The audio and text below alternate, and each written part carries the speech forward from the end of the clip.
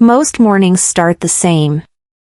I grind my coffee by hand, an old habit from my father, and let the warm scent fill the quiet corners of my adobe house. It's modest, but it's mine.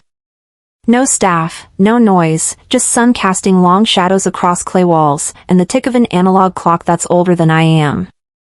The kettle whistled while I stared at his photo on the mantel. A black and white shot from the ranch days, him in his denim jacket, one hand on a young colt, the other gripping my shoulder. His smile was slight, like he knew something the rest of us hadn't caught up to yet. There was peace in that picture. Maybe too much.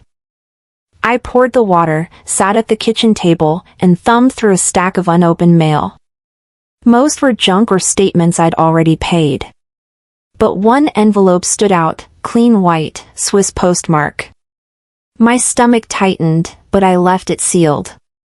Peace, I muttered, sipping the edge of my cup, until life reminds you who's really holding the strings. The phone rang. The kind of ring that doesn't belong to good news. It was an international number. I answered out of instinct, not curiosity. "Good morning, Mrs. Coe," the voice said, polite, slightly accented. "I'm calling from Zurich on behalf of Argentum Bank. We're finalizing account transitions related to your late father's estate." I blinked. "I think you have the wrong Co. I didn't inherit anything." Silence. Just for a breath. The banker cleared his throat. "I see. Well, our records show a sizable transfer was made last year initiated by your sister, Mrs. Clarice Coe." The coffee slipped from my spoon and clinked against the saucer. I didn't even flinch. I said nothing for a long time. My voice, when it came, was flat. There must be some mistake. My sister told me everything was settled. That I wasn't listed. "I'm sorry to cause confusion," he said carefully. "But Clarice handled the documentation. You may wish to consult your legal counsel." He hung up. Just like that. As if he hadn't just cracked the surface of something buried deep and rotten. I sat there, hands still, staring at my reflection in the kitchen window. "Betrayal never comes from enemies," I said aloud, voice hollow. "It's always signed with love." I didn't cry. I didn't scream. I stood up, walked to the back room, and unlocked the drawer no one had touched in years. The folders were there, old estate papers, financial notes, half-filled legal forms with my father's heavy signature at the bottom. I pulled one out, a draft will from 2015. My name, Darlene Coe, right beside Clarice's under equal beneficiaries. A yellowed sticky note clung to the margin, "For Darlene, she has the patience I never had." It was his handwriting. Slanted, neat, familiar. My hand trembled, but not from sadness. I'd buried that years ago. The real will, the final version, had been filed after his death. Clarice said it reflected his true intentions. I believed her. God help me, I believed her. I spent the next hour comparing signatures, notarizations, timelines. And I saw it. Little things. Dates out of sequence. A notary stamp from Albuquerque on a day my father had been hospitalized in Houston. It was never about inheritance. It was about being erased. That afternoon, I sat on the porch swing with the will in one hand and a cigarette I hadn't touched in 5 years in the other. The wind rolled dust across the path my father built with his bare hands. My mind drifted to the last Thanksgiving. Clarice had managed everything, seating charts, the speech, even which red wine would pair with turkey. I was told to take pictures, like a tourist at my own family's farewell.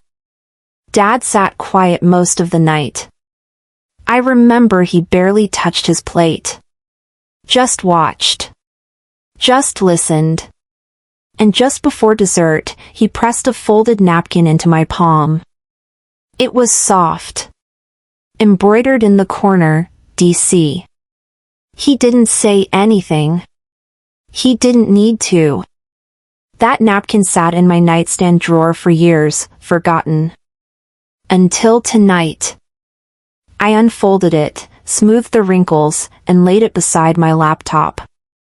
I opened a new document and typed the title. Inheritance Inquiry. The cursor blinked at me, like a dare.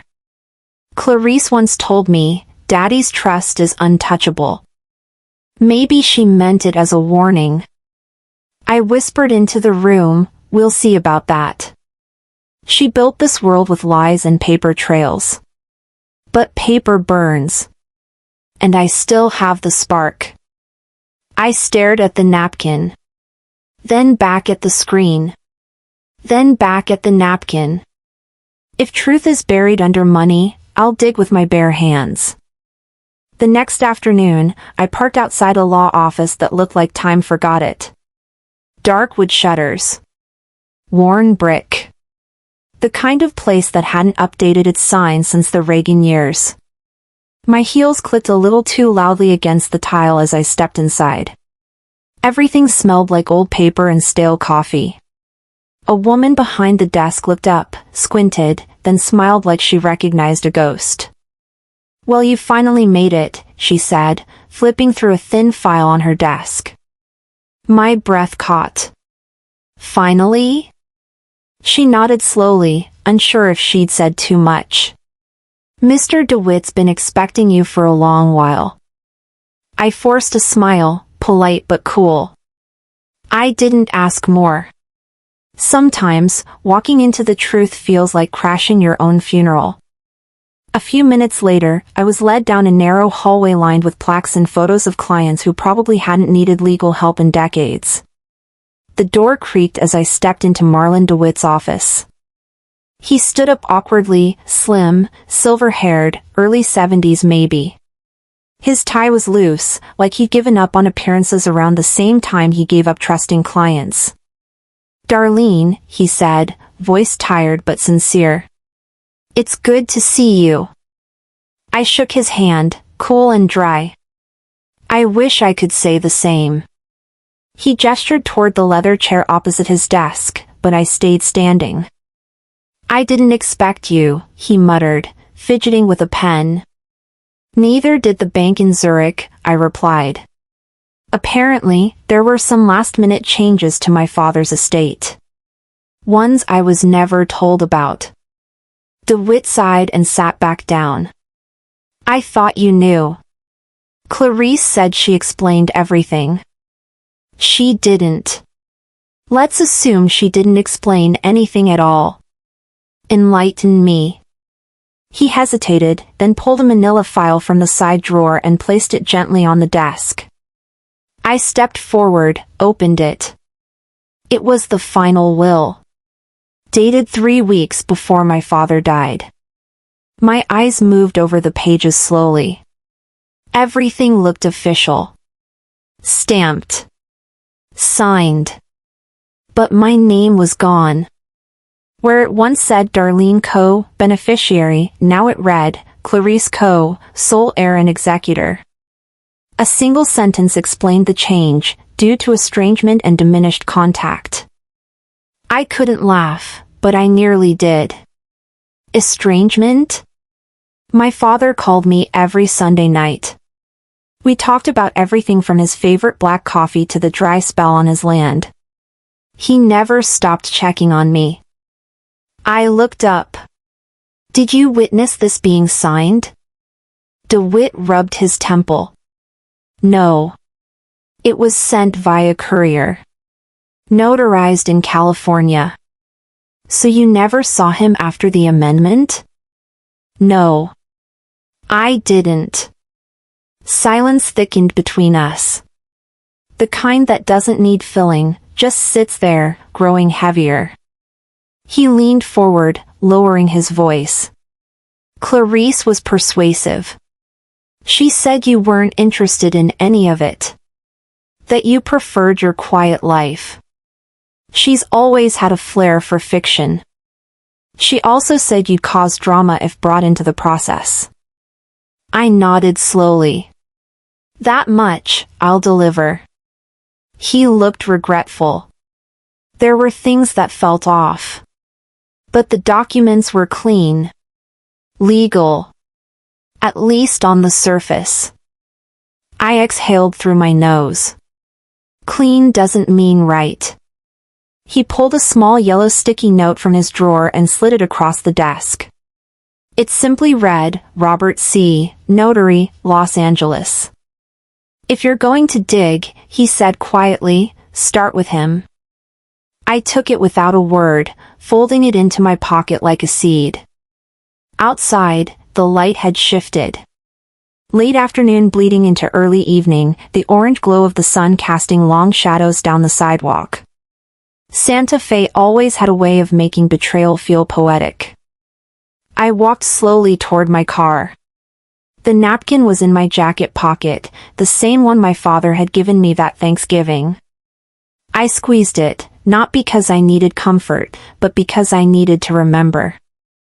I wasn't angry about the money. That part didn't sting. What cut deep was the arrogance. The way Clarice assumed I'd stay quiet. That I'd roll over, say thank you, and disappear. You ever watch someone set your name on fire, I murmured to myself, and expect you to thank them for the warmth? No. Not this time. I wasn't just erased. I was rewritten. And I had no choice but to flip the pen back in my direction. I landed in LA just after dawn. The flat gray sky pressed down like a challenge. I felt out of place, yet more alive than I had in years. I carried nothing but a duffel bag and the napkin my father pressed into my hand at that final Thanksgiving. I repeated the line in my mind, everyone here's selling something, even if it's just a story about who they are. So I arrived in a city of illusion, to cut through one of the most persistent lies of my life. I booked a room near Wilshire Boulevard, cheap, quiet, and convenient. I told myself cheap rooms hold expensive secrets, and that fact was already working in my favor. The motel had worn carpet, peeling signage, and a generous view of smog creeping over downtown. I set the duffel on the bed, walked to the window, and took a steady breath. I missed Santa Fe's desert air. But out here, I had a mission, no more backing away. By late morning I found myself standing outside the office of Robert Bobby Cardenas. The sign was small, modest, the kind you don't really notice unless you know you must. Inside, the smell of stale coffee and insurance forms sat heavy in the air. Bobby glanced up at me, a wary politeness in his eyes. Ms. Raven? He asked. Yes, I said, voice flat but sure. I'm reviewing my father's estate documents. He stuttered slightly. I think you may have the wrong office. The moment his eyes lit up unearthed the truth. He knew. He didn't want to, but he knew. I placed the old will draft on his desk, then watched his face go slack. That draft bore my name. The final version didn't. His voice dropped. I did not meet your father. Mrs. Coe came. The document was signed. Said it was urgent. The ink didn't stab my chest. More like a cold fist around my spine. I asked softly, did she sign as my father or did someone else? He hesitated. I saw the fear in his eyes. She brought a signed document. She offered money. Said if I filed this quietly, it'd go away. His voice cracked. I felt pressured. Suddenly I was poised, not a victim, but a calculated force harnessing every slight, every erased moment. I said, you're part of a crime, Mr. Cardenas. But you can help undo it. His posture shifted. He handed me a photocopy of an ID, Delwyn Co., my sister's lawyer, standing in for my father. Fraud. Manipulation. The network I'd suspected now had a face. Later I sat in a diner near Sunset Boulevard. Neon signs buzzed overhead. I wrote names and dates in a notebook. The waitress leaned over with fresh coffee. "You look like someone who just found out they were right all along." I nodded. Right doesn't pay the bills. But it sure helps me sleep. The napkin enclosed in my jacket felt heavier. I touched the monogram DC once more, anchor and warning. I realized then, this wasn't about what I didn't get, it was about what I'd live by. When I stepped off the plane the next morning, I wasn't carrying just evidence, I was carrying the end of her lies. The heat in Miami doesn't announce itself, it presses in, slow and humid, like someone pretending to hug you while hiding a knife behind their back. By the time I stepped out of the car and into the marble foyer of Verlinda Co's gallery, my face was dry but my jaw was tight. The building glowed with golden lighting, warm but calculated. Everything here was designed to feel important. Sacred, even. Legacy and vision, the banner read above the atrium. I thought about how much time my sister spent building a brand out of half-truths. Tonight was her crown jewel, a luxury gallery opening dressed in words that didn't belong to her. I wore a black dress, clean lines, no frills. My hair pulled back, heels just tall enough to stand my ground. Verlinda loved grand entrances. I slipped in unnoticed, deliberately. Let them underestimate me. A server offered champagne. I waved it off. Somewhere in that room, someone clapped a little too long. Verlinda was about to speak.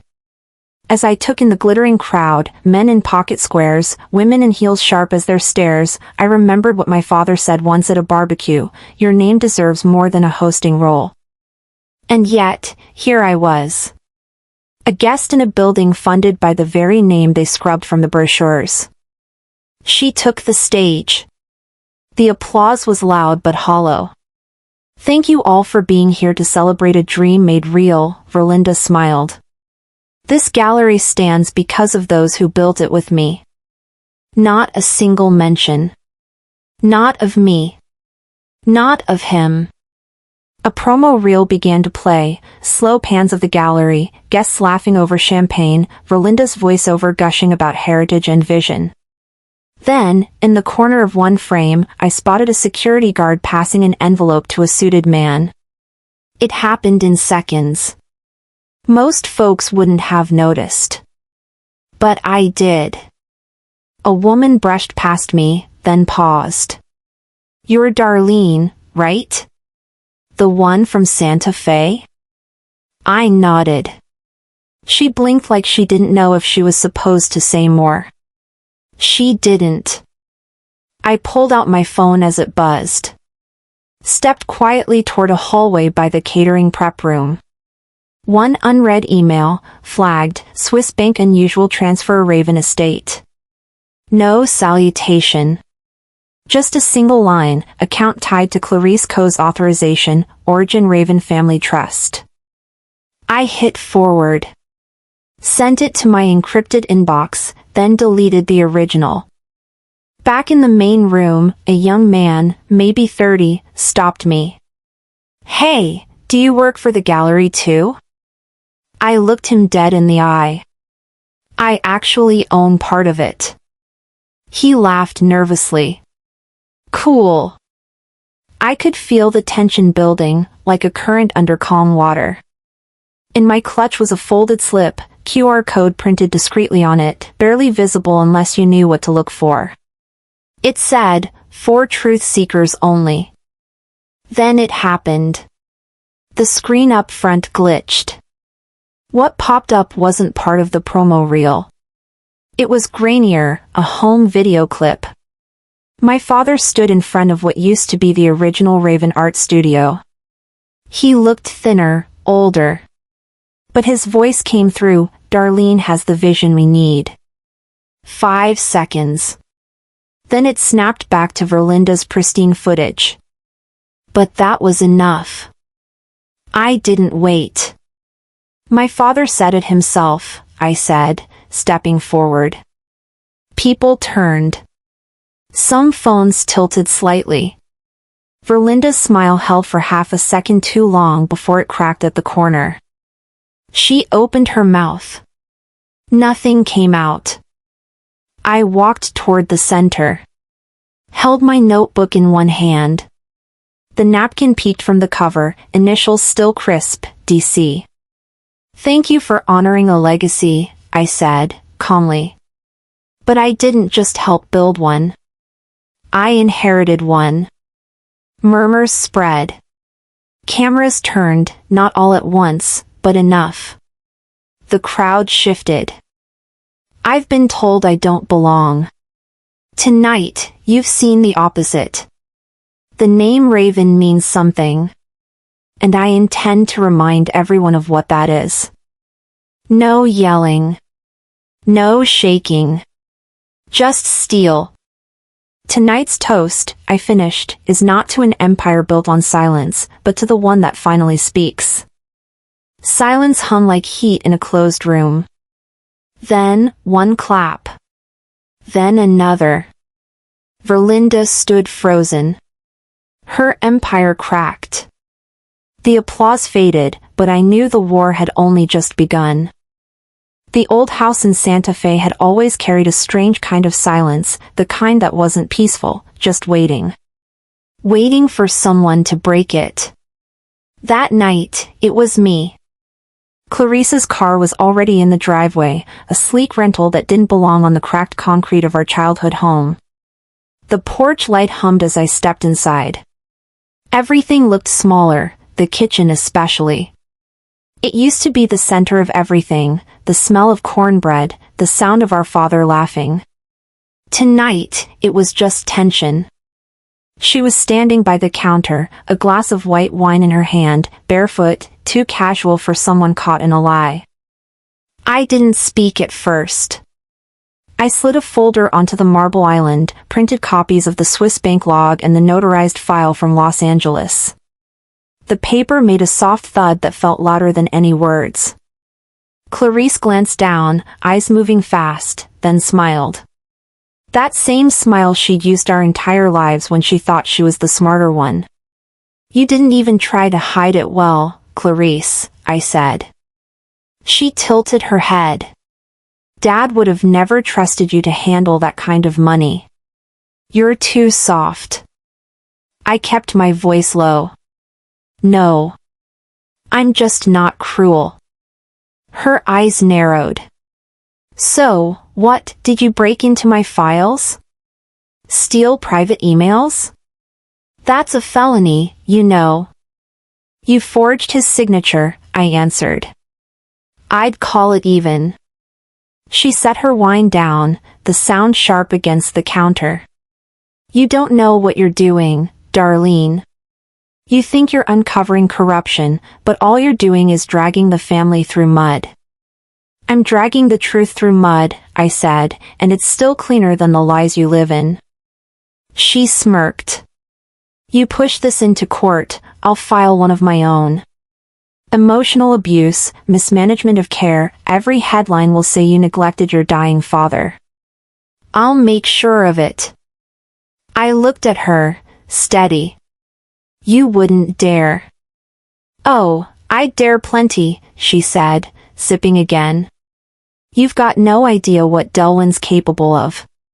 He's already drafting the paperwork. The air between us was hot and tight. I didn't flinch. Instead, I reached into my coat and pulled out the napkin. The one with the stitched initials, DC. I laid it beside the papers, careful, deliberate. This was his, I said softly. And those letters, they weren't just his name. They were ours. For a second, something flickered in her eyes, something that looked like memory. Then she laughed. You always thought sentiment was strength. It's not sentiment, I said. It's proof. Proof that I never walked away from this family, even when you did. Her smirk faded. She leaned in, voice low and poisonous. You think this makes you some hero? You're one press release away from ruin, Darlene. You're not the only one who can leak files. I let her talk. My phone lay face down on the island, recording every word. If I go down, she continued, I take everyone with me. Dad's name. This house. You. All of it. I nodded slowly. Then we're no longer sisters. We're just two women trying to survive our father's name. She stepped closer. You'll regret this. I gathered the papers and the napkin, slid them into my coat. My pulse was calm now. Cold. I already regret letting you near anything that belonged to him. For a moment, neither of us moved. The only sound was the ticking of the old kitchen clock. I turned toward the door. I'm not threatening you, Clarice. That's the difference between us. Her voice followed me out, brittle and angry. You'll lose, Darlene. I paused on the porch, feeling the desert night pressing around me. Maybe. But at least I'll lose honestly. The door shut behind me. By the time I reached the gate, I knew the next move wasn't hers anymore. It was mine. The next morning, there was an envelope on my doorstep, no return address, just one word typed on the front, withdraw. The envelope still sat on the table where I'd left it, thin, nameless, typed in bold, withdraw. I didn't sleep. Just sat in the studio, laptop open, screen dimmed, but still glowing like some kind of silent witness. The wind outside rubbed at the windows like it was trying to get in. My hands were steady, though everything inside me wasn't. I replayed the video clip. Again. Again. Dad's voice, my name. Then the audio from Clarice, the threats, her lawyer's posturing. All of it looped in my head like static. The worst part? I wasn't surprised anymore. My phone buzzed, missed call from Delwyn. The name alone made my skin go cold. I took a screenshot, saved it. Then deleted the message. Whatever he wanted to say, it wouldn't be a confession. That line from the server in Miami came back to me, you look like someone who just found out they were right all along. Yeah. That's what this was. But being right didn't feel victorious. It felt like bruises. I needed air. Keys in hand, coat over pajamas, I drove through the empty streets. The old family home still stood, barely. Paint flaking, yard overgrown. The porch light flickered like it couldn't decide if it should give up. The back door wasn't locked. Figures. Inside, the air smelled like dust and lemon oil. I made my way up the stairs, quiet, careful. Behind the study door, I heard voices. Familiar. Male. Then Clarice. If we move before Darlene wakes to the Swiss transfer, it'll be cleaner. That voice, Delwyn. Calm. Calculating. I didn't gasp. I didn't cry. I hit record on my phone and leaned closer. The notary's sealed, Clarice whispered. She has no idea how deep this goes. My thumb trembled over the stop button. I walked in without knocking. 3 heads turned like marionettes on broken strings. Clarissa's eyes narrowed. Delwyn stood halfway like he was about to object to something but couldn't find the words. Evening, I said, calm like a lake with a storm under it. I pulled the embroidered napkin from my coat pocket and laid it on the table. Then I placed the printed email, the bank logs, the voice memos. I didn't slam them. Just let them land. You're deciding the value of my name, I said. I'm deciding the value of your secrets. Delwyn's face tightened. Clarice opened her mouth. Nothing came out. I'm not here to threaten you, I continued. I'm here to record you. To expose what's been built on betrayal and whispers. And you're running out of dark corners. Clarice's husband finally stood. This isn't the place. It's exactly the place, I snapped. It's where he raised us. Where we promised to take care of it. Not auction it off like it was some summer home. Nobody argued. Later, I sat in my old room. Still had the same closet, the same ceiling fan with one blade a little crooked. I wanted to leave it all. Sell my share. Wash my hands. But a line floated back to me from a book Dad once left open on the kitchen table. Courage is being scared but showing up anyway. I opened my phone. Played the recording. Clarice's voice again. Sharp. Unfiltered. Real. I made my choice. I'd file for an injunction. I'd bring in the bank. The notary. I'd make sure the press didn't just tell a story, they'd tell the truth. By sunrise, I had packed what I needed. The house was still. I locked the front door. No note. No goodbye. In the car, I hit record again. The phone lens stared back. You won't see my name in the obituary this time, I said. You'll see it in the lawsuit. I slid the napkin back into my coat. Tight. Safe. And I drove into the light, ready for war. The Savannah air had a thickness to it, something more than heat. As I pulled into the circular drive of the estate, I could smell the tension before I saw anyone. The gardenias had bloomed early this year, and yet they didn't sweeten a damn thing. I walked through the arched entry under the pretense of a legacy planning talk. Verlinda had suggested it with a half smirk over the phone. We should realign the vision, she'd said. I didn't correct her. Let her believe I was still playing along. Inside, the house hadn't changed. My father's cologne still lingered in the hallway. Expensive, layered, like him. Like the secrets he left behind. I carried a manila folder tucked under my arm. Mavis had mailed it overnight. Originals and copies. Design rights. Contracts. My signature, notarized. As I walked past the gold-framed family portraits, I paused at one, a younger version of me, blurred behind Verlinda's bright smile. It always made me feel erased. But today, I carried something sharp enough to cut through all that varnish. Verlinda met me in the study, her arms crossed in that way she did when she wanted to seem warm but still in control. Delwyn Coe stood in the corner, glasses down low on his nose, pretending not to read me. Glad you came, she said, smooth as silk. We've been discussing next steps. I sat. Quietly placed the folder on the desk between us. You posted the wrong image, I said.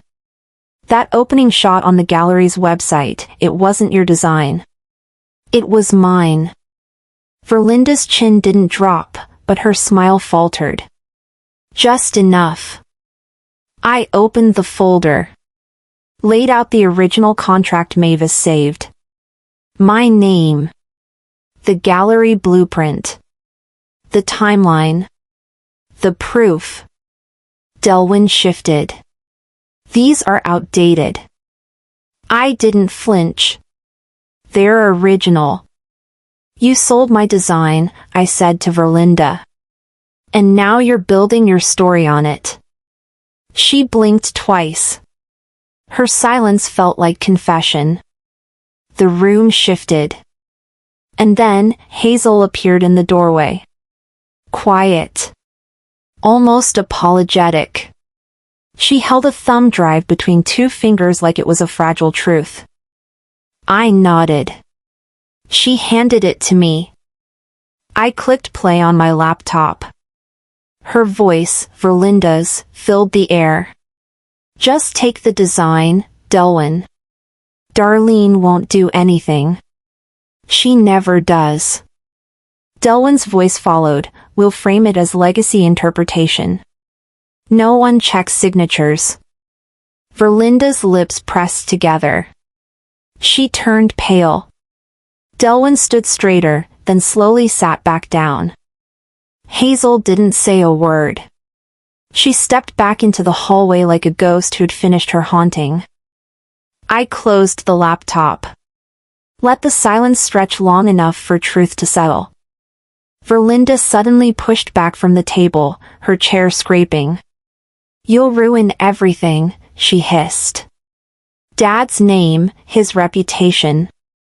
I'm not ruining anything, I said. You did that when you erased me. The door opened again. Mavis walked in, silent as ever. She held something in her palm, folded linen, soft from age. She laid the embroidered napkin on the table. DC Dad's initials. Or maybe mine.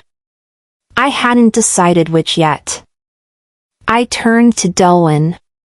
I'll be contacting the Swiss bank, the notary in LA, and yes, the press. I'm not hiding anymore. He didn't argue. Just lowered his eyes. Verlinda stood there, motionless. For once, she didn't have the words. I picked up the napkin and folder, walked out without slamming a door. Power doesn't need noise. It just needs to be seen. Outside, the sky was slipping from golden to blue. The live oaks cast long shadows over the garden. I didn't look back. My phone buzzed. A message from Clarice, you've started something. Didn't you know Tuesdays are for forgiveness? I didn't answer. Instead, I stood still for a moment and remembered something Dad once told me, back before everything went sour, power isn't taken, baby. It's revealed. I looked down at the napkin in my hand. And I smiled. Not because it was over. But because I knew this time they'd have to listen. The flashbulbs started before I even reached the entrance. Outside the gallery, the crowd gathered thick, buzzing with half-truths and half-smiles.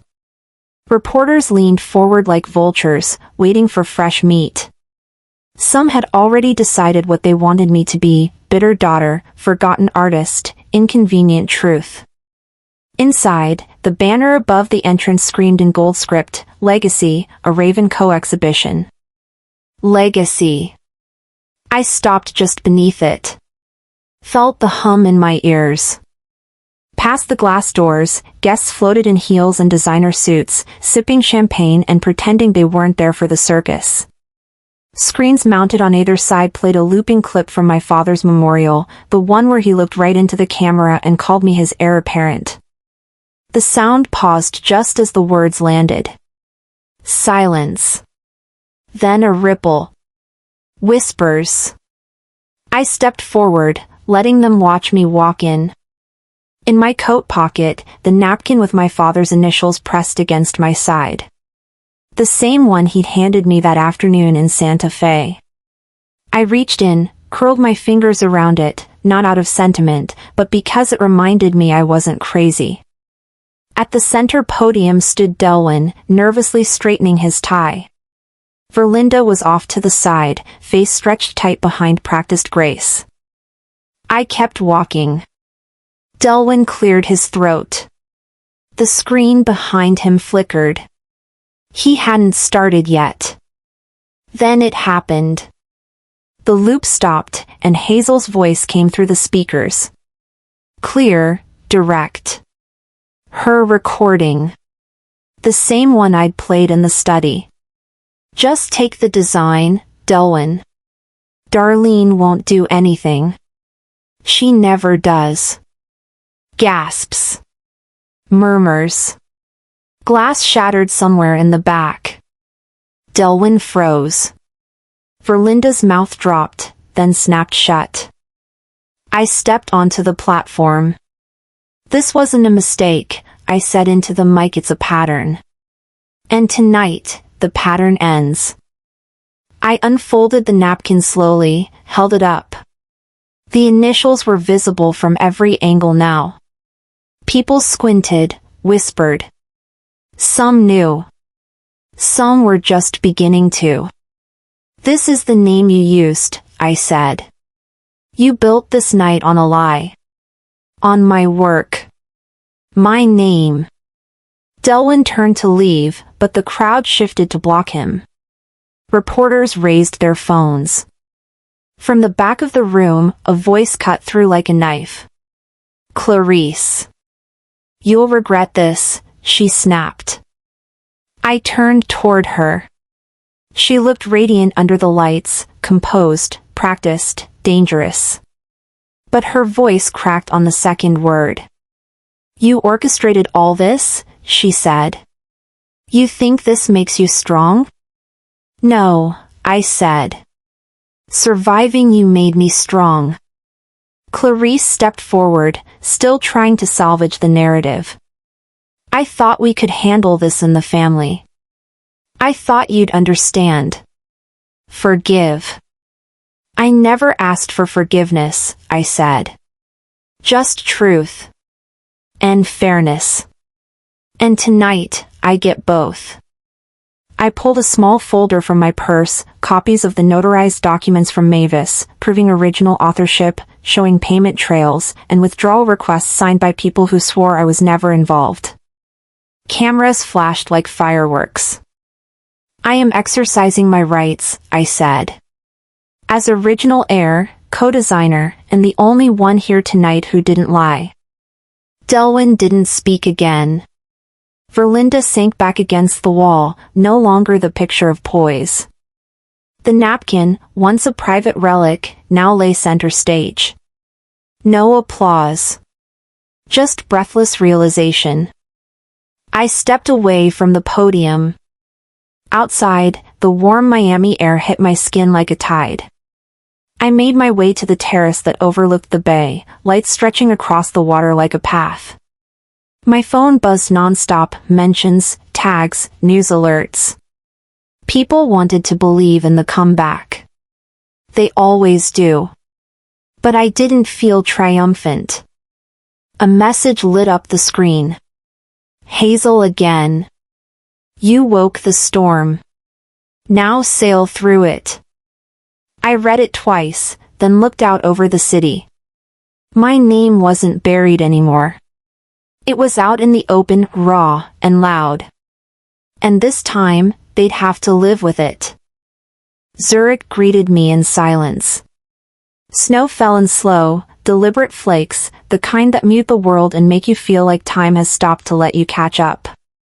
I stood just outside the terminal, watching my breath curl into the cold. This city had always carried ghosts for me, numbers, accounts, signatures. My family's version of faith. Paper trails that built empires and buried truth. Inside the bank, everything was polished and quiet. Marble floors. Dark leather chairs. A smell of espresso and something older, like trust, or what was left of it. Mr. Vogel met me in the lobby. Tall, silver hair, calm eyes. Ms. Ravenco, he said, shaking my hand. Your father anticipated this day. He led me to a private room. A single folder sat on the table, sealed with the bank's crest. He pushed it toward me. My hands didn't shake, though I felt the weight of every unanswered question pressing through the paper. I opened it. There it was, a notarized statement, dated 1 week before the $25 million transfer Clarice had made. It named me as the sole beneficiary of my father's trust. There was also a smaller envelope inside, my father's handwriting looping across it. For when they doubt your worth. I took a breath and opened it. Legacy isn't inherited, it read. It's proven. You were never small, Darlene, they just couldn't see your size. When they try to rewrite you, let them. Truth will wait. For the first time in years, I cried without feeling weak. The tears didn't burn, they released something that had been locked away. Mr. Vogel gave me a nod that said he understood more than he'd ever admit aloud. Your assets are restored, he said. And your name, cleared. I walked out into the snow again, letter in hand, coat unbuttoned to the cold. Zurich looked softer now, quieter. Maybe it wasn't forgiveness I felt. Maybe it was something closer to peace. By noon the headlines were already spreading, heiress vindicated in $25 million co-scandal. Outside the courthouse, reporters waited behind ropes. Cameras flashed, but I stood still, speaking only when it mattered. This was never about money, I said. It was about truth. Clarice's attorney released a public apology. Verlinda resigned from the foundation board. No one called. No one dared. Justice didn't roar this time, it whispered. It was enough. Hazel called that evening. They'll try to spin it, she warned. They always do. I'm not worried, I said. I don't need to be loud. The truth is doing the talking now. A week later, I was back in New York. My studio smelled like paint and cedar oil. The framed napkin, DC, hung on the wall beside my father's letter, now flattened under glass. I opened the curtains, letting morning light spill across the floorboards. The city hummed below, alive and indifferent, just as it should be. Hazel's message came through, they'll write about what you lost. I'll remember what you kept. I smiled at that. The new exhibition opened quietly, a room filled with work that carried my name. Every brushstroke felt earned. Visitors whispered, but I didn't listen. I'd spent too long listening to everyone else. When the last guest left, I walked to my desk, pulled out my father's old ledger, and wrote one final line, debt paid, not in dollars, but in dignity. I folded the letter, placed it beside the napkin in a small glass box, and labeled it Truth Kept. Out the window, the skyline was fading into night. A saxophone played somewhere down the street. I closed my eyes and let it wash through me. Forgiveness, I realized, wasn't for them. It was for the part of me that stayed standing when everything else tried to knock me down. My phone buzzed once more. An unknown number. Zurich. A simple message appeared, there's one more account your father left. Would you like to see it? I exhaled, a small smile tugging at the corner of my mouth. Maybe later, I whispered.